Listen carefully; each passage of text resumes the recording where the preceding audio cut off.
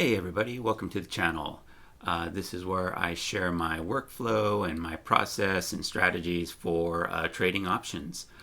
This is a spreadsheet that I put together for tracking all of my options trades and kind of keep me informed on how I'm doing. So today I'm going to go over how to enter a call, and so there will be other videos on how to enter a put and a leap and what you should know about those, but today let's just focus on the call.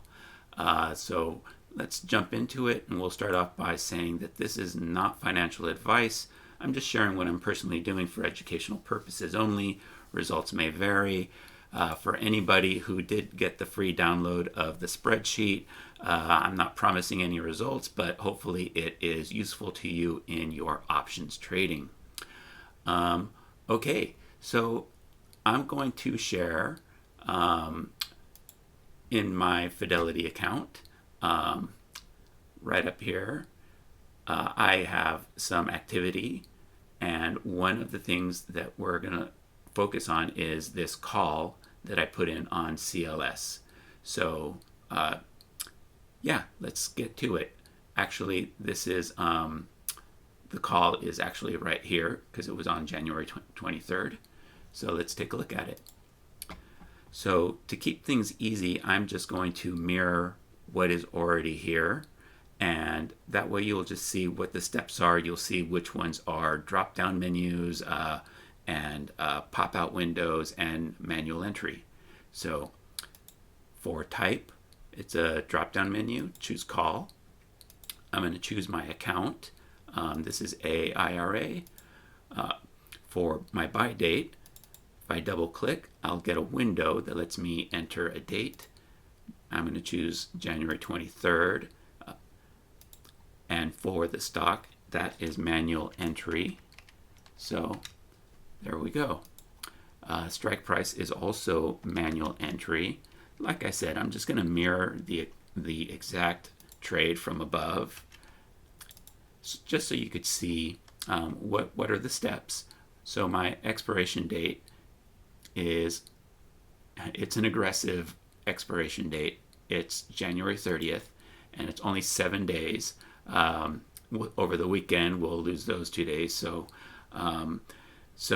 I don't usually do a short expiration date like this. You could see kind of from my trades above that this isn't the outlier. I have my reasons for doing this. It has to do with CLS and earnings. I know that this is a bit of a riskier move, but I understand the risks, and this is the route that I wanted to go. So I'll just leave it at that and go on with putting in the trade. So now I'll mark this with the drop-down menu as open, and I'm going to put in the premium I collected, which was 839.33. Okay, now the last bit that I need here is the cost basis. So this is where things get interesting. So when you go to look for your cost basis, you might think, well, I'm going to go to my portfolio position, and let me find CLS. Here it is. It says my cost basis was $29,754.66. Now, if you saw the line in my tracker, I had it marked as 31,000. What I think is that this is an adjusted cost basis because these shares were assigned to me from a put contract, and they subtracted out the premium that I collected. So that is why this is 29,754.66 instead of the 31,000. Let's actually verify this. Let's go over to my activities. Let's type in CLS to search for it. And you can see right here that from the assignment, I was charged $31,000 for those shares. So for me, this is what I think of as my true cost basis. And so if you go the other route, that's fine. It's just you should be mindful and in terms of like how you're going about your entry so that you can have some consistency and that you are factoring in that there is a difference.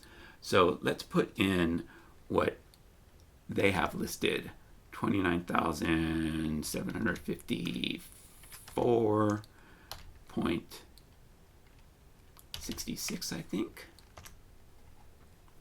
Let's check that. 29,754.66. Yeah, so you could see how the ROI, the return on investment, it gives you a different number. The adjusted cost basis gives you a higher ROI. So, if you're not aware of this, you could be looking at, numbers that are maybe not what you had intended to track. I like this number because that's what they actually charge me for. So that's what I consider my cost basis. Now let's take it a step further. Okay, let's say that we got assigned on these contracts. So with this strike price, we would be getting an assigned income of 33,000, and let's just put it in for both of these. And then that way we could see even more of a difference. So here on this first line with this cost basis, we get $2,000 in capital gains and associated ROI. And then with this adjusted cost basis, we make more. It's up at 3,245 in terms of capital gains, and the ROI is much higher, of course. So certainly this line is a whole lot more appealing.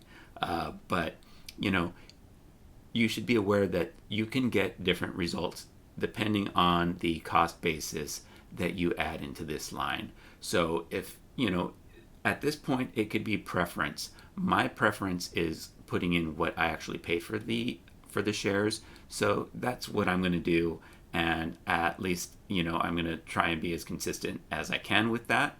And then that way, when this information gets compiled up in my monthly P&L and giving me all of my other stats, I'm getting a number that is consistent with what I want to track in my way in terms of cost basis and what I think the cost basis is. So yeah, just wanted everyone to be aware of that and kind of show how that could play out. So in any case, that's really all that goes into entering a call. So you put in that information, you put in your cost basis. If you get assigned, you put in your assigned income, and everything else gets calculated out for you. So I think that covers it for calls. So we'll wrap it up here. As far as options trading, if you're interested in more information about how to go about options trading, I will point out that I would recommend Options with Ryan. Ryan's got a lot of great information, a ton of videos, so go check that out if you're interested in more information about options trading. For more of my workflow and the mechanics of tracking calls and trading on Fidelity, I hope to see you next time.